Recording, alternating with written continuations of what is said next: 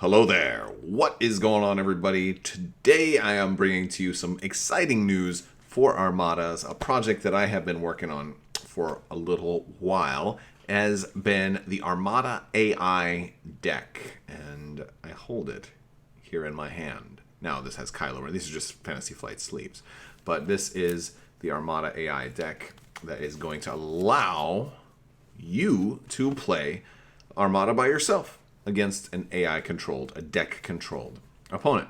You probably have a lot of questions. I'm going to talk to you about that. And also remind you guys, there's still a few days left to enter to win the Armada promos, as well as the Amazon gift card. Those are separate giveaways running at the same time, so you're entering two giveaways with a single subscription. So just make sure you're subscribed and leave a comment on this or one of my Armada videos for the Armada promos, and for one of any of my videos for the Amazon gift card giveaway. Both of those will be announced before Gen Con, so that's pretty cool. And it's gonna be a big week.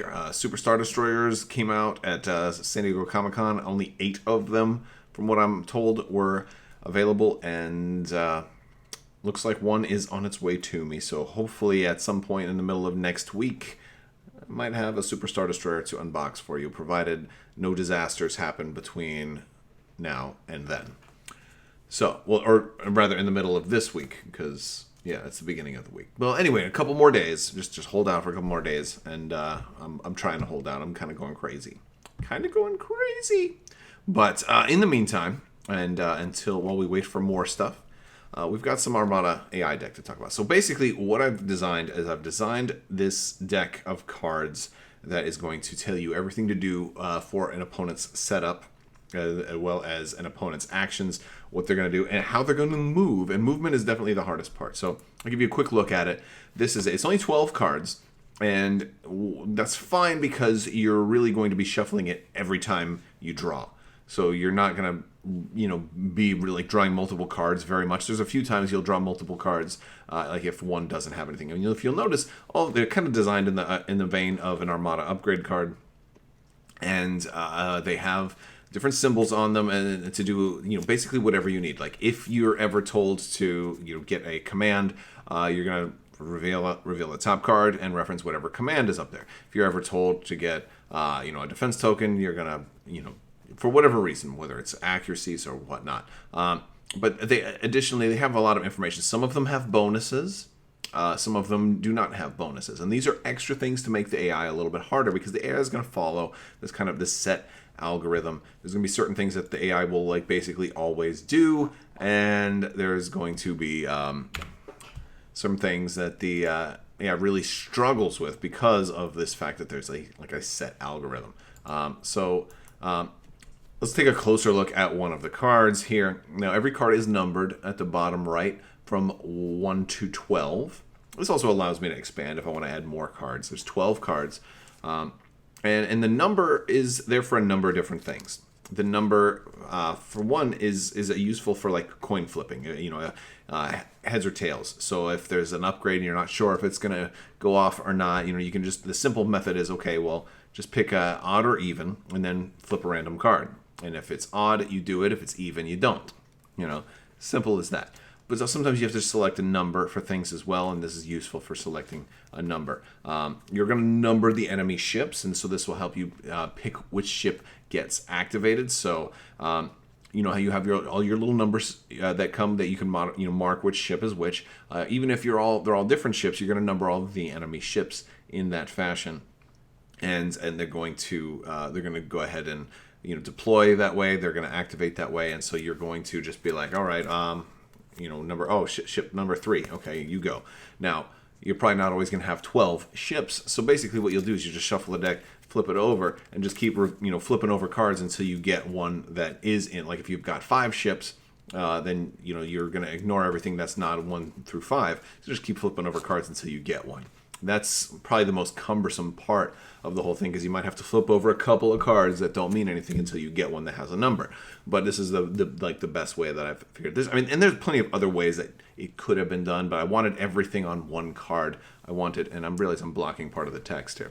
But yeah, so I wanted everything on one card, so that's what the number is going to do. You also got attack priority and movement priority. So basically, the way that this works is like let's say you're all set up. You're all set up, and I have the AI has 5 ships. I'm going to flip over cards until I get a number that's either 1 through 5. And if it's a ship that's already been activated, I'll just keep drawing. So I'll ignore that one. And so let's say I draw this card. It's number 2. So it's ship number 2. Okay, got it. That's the ship I'm going to activate. I'm going to put this card back into the deck, reshuffle, then flip over to the top card. Poof. Let's say it was this card. Okay. This is going to tell me a couple of things. First off, I'm going to set the command to be concentrate fire. That's the command that's at the top. So we're going to say that that's the command that they set. The only exception to this is if something has happened that like Slicer Tools was done, or something that let you set somebody's top command, you'll just manually mark that. And that's not going to be like the most common thing. It's something that's a little on the slightly on the more rare side. But generally, for like 98% of situations, that you're just going to set that command. That's the command that they reveal. If they can do it, if they can do the command, then they'll keep it. If they can't do it, they'll take a token. So if there's nobody in shooting range, you just take a concentrate fire token. If there is somebody in shooting range, you keep the command.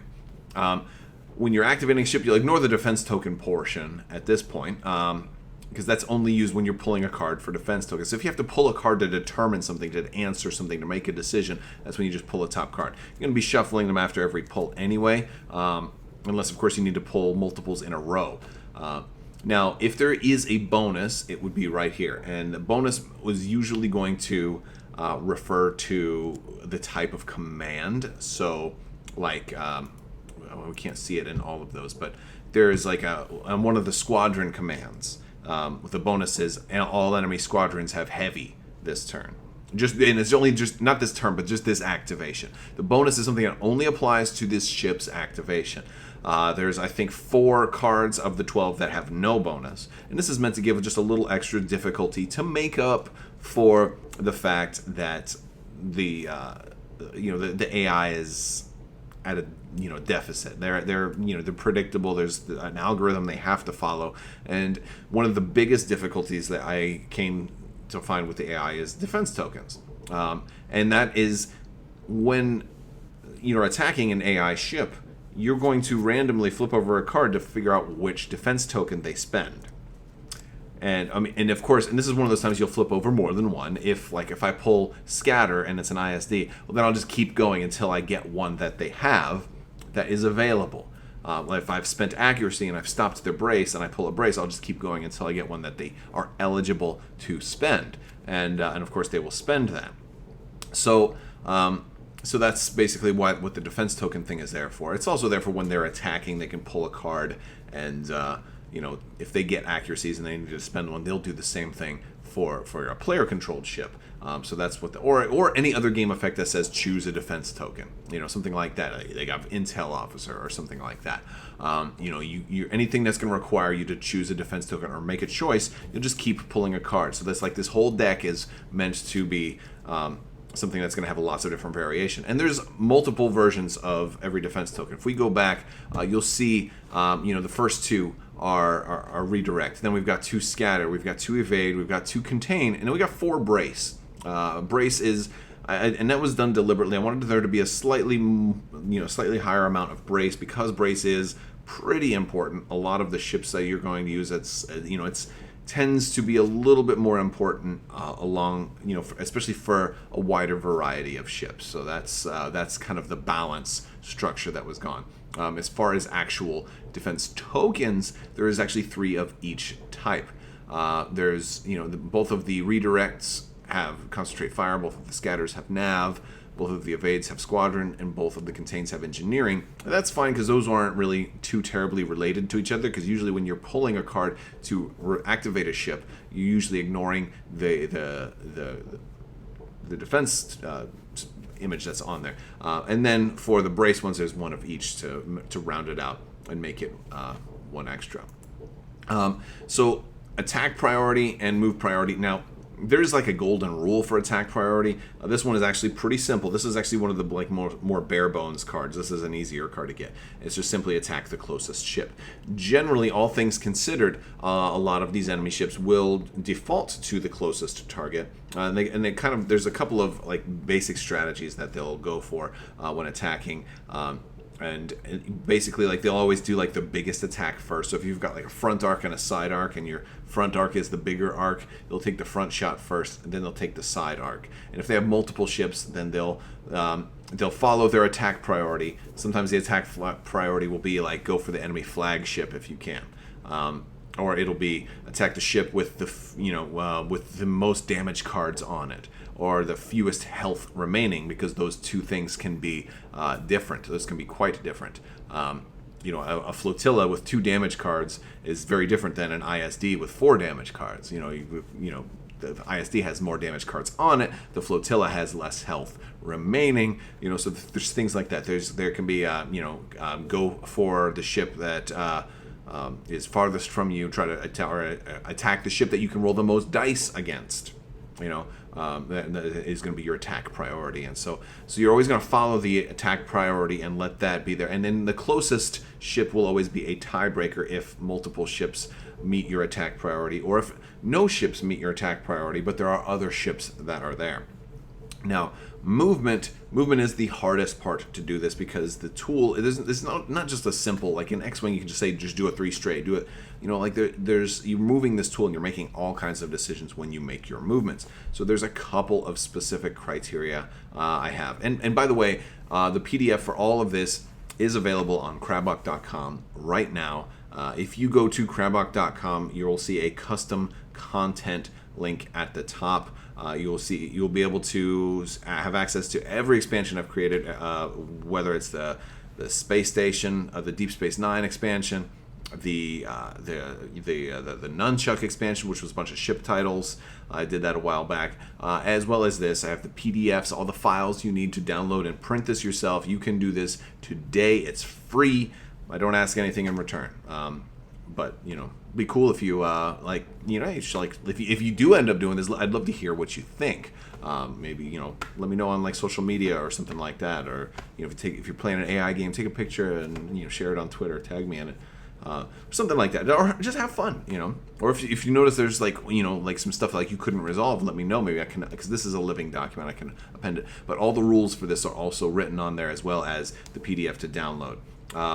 But movement priority is definitely the toughest thing. The top priority for all AI ships moving is to number 1, don't fly off the board.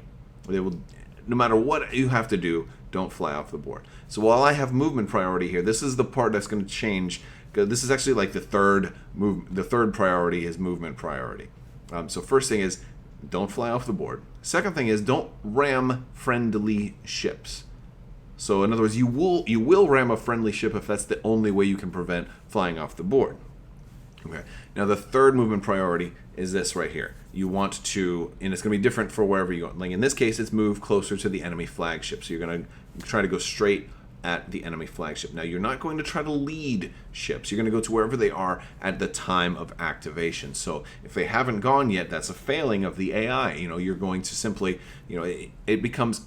I could have said, there's all these extra steps. If they haven't gone yet, then try to lead based on where their speed is. But then you overcomplicate it, and there's so much extra stuff. So I wanted to keep it a little bit simpler. A lot of the rules are just pretty simple. So you're just going to move towards the enemy flagship the best way you can while keeping other things into consideration. And then the fourth thing is you want to try not to hit obstacles. So if you're going, 4 clicks forward, but that would put you on a rock, but you could easily legally go a different way that wouldn't put you on a rock, that still doesn't collide with enemy ships, doesn't take you off the board, and also gets you closer to the enemy flagship, then you do that. Now this does require a little bit of player thinking. It's not this isn't something I could just code into a computer. To follow these exact steps, you're going to have to put your best foot forward here and figure out what makes sense. And that's really, for the most part, you should, this should be a good enough guide for a lot of people, but you will have to do a little bit of thinking what makes the most sense and do that with it when it comes to movement. But there's a lot of different movement priorities in here. It could be move towards the closest ship. It could be try to flank a certain ship. And when I say flank, it means get on their left or right or even rear side. Basically get out of their front arc. So there's different movement priorities out there, and you're going to try to adhere to that. Some of the movement priorities will say do a slow approach. In other words, in that case, you want to, and those are specifically on cards that have a nav command. You will spend the nav command to slow down to a minimum of speed 1. You're not ever, the AI will never go to speed 0 unless, of course, some game effect puts it there. But it will never voluntarily go to speed 0. It will always try to at least be speed 1. You may run across a card that says, speed up, and of course, in that case, you will increase speed. Also, all AI ships start at speed 2. Every ship in the game has speed 2, at least right now that I'm aware of, and AI ships will basically always be at speed 2. Now, if you can't do a command, you can have a token. If there's a lot of other little specialty things, like if you already have a token, if you're a command 1 ship and you already have a token from last turn, what happens if you also can't do the command again? Well, in that case, you always drop the command for the most recent one and take that token, even if this is not a good or better token. That's just the simplest way to do it. You always take the most recent command, and as it goes. Now, if you've got, let's say you're a command 3 ship, and then you have to take another token, and you have to figure which command. If you have multiple commands and you have to choose which one to discard, that's when you go to the deck and you just start flipping over the top card until you get a command that tells you which one to choose. Again, the deck, just flipping over random cards, flipping over the top cards is going to answer so very, very many questions about the AI. Any choice that you have to make for the AI, you'll just flip over cards until you have to do it. Now, the biggest problem here, and the biggest weakness for the AI isn't, well, there's a lot of weaknesses. For one, like they may not always activate the ideal ship. They may have a ship that could kill your flagship, but maybe it doesn't activate till last because that's the way it went. That's one of the risks you take with AI. The other risk is that and I have answers for these risks as well, so stay tuned. But the other risk is that I've said that the AI will only spend 1 defense token. It will only spend 1 defense token. I have ways to make up for this. There's defensive bonuses as well. There is 1 defensive bonus on a one card that when you flip it over, it says, when that's your activation card, you flip all of your face-up cards face down. Now, you still have the damage, but you flip those up. Also, that happens to be on an engineering card. But there's also a card that says, you get a shield back in addition to anything else you're doing. So there are bonuses out there to mitigate some of the weaknesses of the AI. There's also another big bonus at the end, but the biggest bonus is the fact that they can only do 1 token, and you're going to be flipping over things. So accuracy suddenly isn't quite as crucial for the human playing, because they may not flip over a brace. If I'm going up against a Star Destroyer, they may not flip over a brace. I may get an accuracy and say, oh, you know what, I'll target your brace. Okay, well, fine. Well, they flipped over the contain, so they don't even get to redirect, or something like that. Now, if they flip over a scatter or something they don't have, they will just keep flipping until they get one that they have that is eligible. So if they flip over a brace, it doesn't mean they don't do anything. They'll just keep going until so they'll always try to spend 1 token. No more, no less. Now, of course, if they can't spend anything, if I rolled all kinds of accuracies, then I don't have to flip anything over to begin with. Because again, every time you're flipping and revealing, you're going to be reshuffling afterwards. So in theory, you could reveal the same card like every single time. That's unlikely to happen, but that's what I'm going with here. That's why I didn't make more cards. Like if I wanted it to be a deck that you never had, that you had to exhaust everything before you reshuffled, I would have duplicated all the cards 3 times and made like a 36 card deck or something. This way it would have lasted a little bit longer. But I figured why not just, it's so small and they're sleeved and they shuffle real easy, and I can just, all right, now let's go again, all right, and now let's go again, keep it simple like that.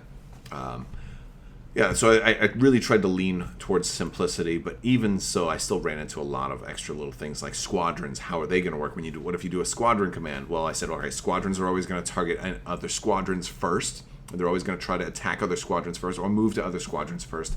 If they can't reach other squadrons, then they'll target ships. And if they're activated by a ship, they will share their parent ship's targeting priority. if they're activated independently of a ship, like at the end of squadron phase, then they'll just follow routine target priority, which is closest ship. And if it's a complete tie, then the human just can choose. The human can be the tiebreaker if it's a total complete tie. However, if you don't want to do that, you can do the odd and even thing. Say, okay, if it's I'm going to pull a card. If it's odd, it's this guy. If it's even, it's this guy. That's the other way. But it won't always be like you might end up having a three-way tie or something like that. So like if it's if there's no 100% even, you can just choose. That's fine. But for a lot of things, I recommend like one of the things is like upgrade cards. We're going to talk about upgrade cards. Lando, like do we use Lando? That's one of those things where like if it's life-saving, absolutely. But what if it's really damaging but not damaging? Those are times when I would we'll do the odd and even thing. We'll pull a random card. If it's odd, you use them. If it's even, you don't use them. Except of course if it's life-saving. And what dice do you reroll, right? Like if you look in the rules, I have a dice priority of things to target for things like rerolls. And with the black crit is top of the priority. I think the red double is number 2 on priority. So I have like a priority list of things. They're things I think that make common sense. If you could force somebody to reroll stuff, you definitely go for those black crits first. Have the better, you have a pretty good chance of them coming up as blanks. And they're usually the most damaging because usually, but also let's see, what else do we have to talk about? Deployment. How do you deploy, right? So I came up with this whole chart, and this is extra complicated, and this is an alternative deployment because there's 2 ways I think that makes sense to deploy. The first way is just set it up the way that you think is going to be the most fun battle. You can ignore all the rules for deployment and just set up for what looks like it would be a fun, realistic battle. Enjoy yourself and have ships flying in formation. Set up the obstacles, set up your ships and their ships in just a way that you can just start playing. It'll be faster. You just set everything up in a way that looks cool and then play your AI battle. Basically, you make a scenario out of that. That's the first way. But if you want to go with the fully random AI, the deck also supports that. Now, this is a little bit complicated. Basically, what I decided is I put a range ruler in the middle of the board, and if you look at the very, very top of this map, you're going to see 2 range rulers side to side. You don't have to have 2 range rulers to do it, but you can just line one in half. And basically, you're going to pull a card, whatever number that is, that represents your horizontal axis there. And so, 6 and 7 represent like the immediate center, right? Distance 1 to the left, distance 1 to the right. And then each number 2, 3, 4, and 5 is 5, 4, 3, and 2 for the numbers on the card. And this is basically you're basically putting a grid, right? If you're deploying obstacles for the AI player, this is the grid you will use. So the first card will be that x-axis, and then your y-axis is going to be the second card you will pull, and then you will reference the command token. And this is going to give you the rough estimate of where they would place any given token. You can just randomly pull a token for an obstacle, rather. So you can do that for obstacles. And then when you're deploying ships, just ignore the second card and just put them as far forward up to line 3 in their effective section. So 1, 2, 3, 4, 5, 6, 7, 8, 9, 10, 11, or 12. It should be pretty easy for a lot of people to find the exact middle of the map because most people play with 2 maps together. If not, guesstimate and then kind of line your range tool up from there and figure out which number it is, and that's basically where you want to center them on that number and as far forward as they can, angled towards the enemy fleet. Now this is the tricky part because, well, what if there's only 1 ship? Then point them right at the 1 ship. If there's 2 ships, point them in between the 2 ships.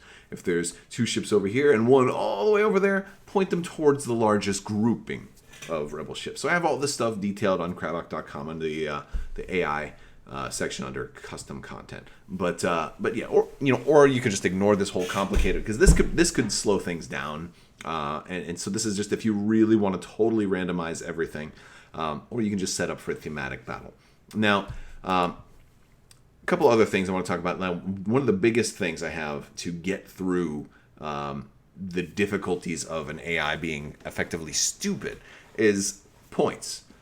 Simply, as a starting point, I would suggest. I mean, I also have the bonuses. There's bonuses on cards. Can I even? I wonder if this will work. But yeah. So this is the cards, and I want to show them. There we go. We'll look at them a little bit closer. So like, so for this card over here, bonus squadrons can re-roll a blank die this activation. These are all nice too, but on top of that, it's you get more points for the AI. Start off with 50 extra points for them. I tested this as high as 100 extra points, so like 500 versus 400. And then adjust that. It's a sliding scale difficulty that allows for a lot of flexibility on your part. If you find that it was too hard for you, then scale it back. Try a lesser build. If you find that it's too easy, add an extra 50 points next time. And you can do a lot of fun stuff with this. So this is the system. It's a single deck that pretty much does everything. And repair a face up or face down damage card. Face up, you can do this right away. Oh, and this is for nav too, so that's a really nice one, right?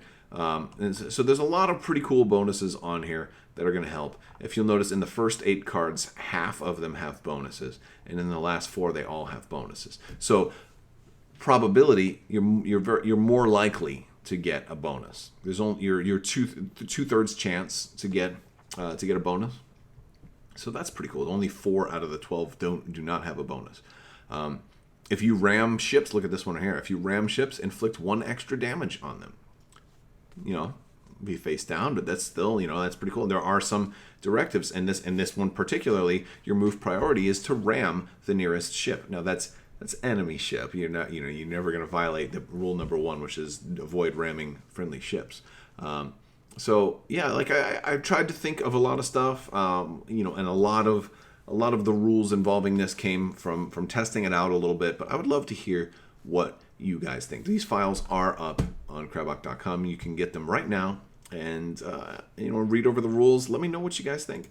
I think it's going to be a lot of fun, and especially for those days when you don't have anybody to play and you want to try something out. You want to practice flying a build, or you just feel like challenging yourself to something. A higher list. Or maybe you want to try. Maybe you get yourself a superstar destroyer and nobody's available to play, but you still want to practice blowing one up. Here's a way for you to do that. All right, that's all I've got for you guys. Let me know what you guys think in the comments below. I will talk to you guys later. I want to thank you so much for watching. I want to thank my patrons as well. You guys are amazing, and I definitely appreciate you all. I want to thank everybody so much for watching, and as always, have a great day.